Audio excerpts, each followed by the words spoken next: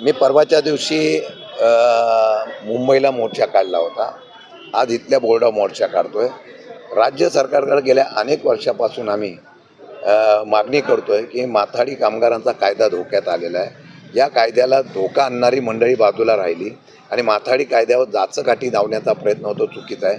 बरं, घारीतले शुक्राचार्य कोण हे शोधा.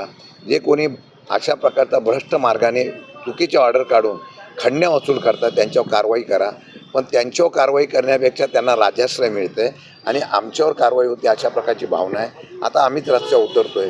जे भ्रष्ट अधिकारी आहेत एका दिवसात ऑर्डर काढतात, एका दिवसात व्हिजिट करतात. सामान्य माथाडी कामगार गेला तर महिना त्याच्याकडे लक्ष देत नाही आणि एवढं करण्याचं धाडस वाढतं आहे. त्यांना कुठेतरी माथाडी संघटनेचा आता अंकुश राहिला पाहिजे म्हणून आम्ही आज जाब विचारायला जातो आहे.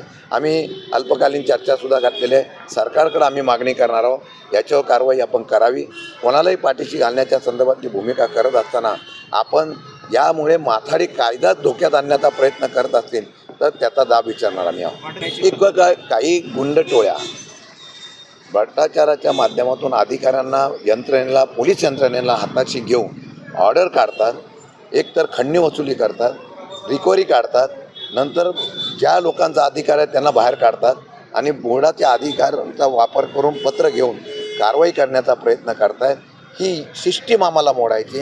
ही सिस्टीम मोडवण्यासाठी, माथाडी कायदा जिवंत राहण्यासाठी आम्ही वेळोवेळी या ठिकाणी आवाज उठवलेला आहे.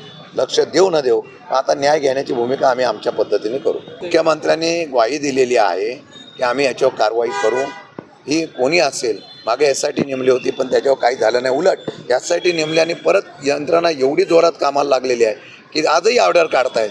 म्हणून आता आम्हाला ती जाणीव करून देण्यासाठी उतरलेलो. माझ्या चॅनलला सबस्क्राईब करा आणि बेल आयकॉन दाबा, जेणेकरून तुम्हाला माझे नवीन व्हिडिओ मिळतील.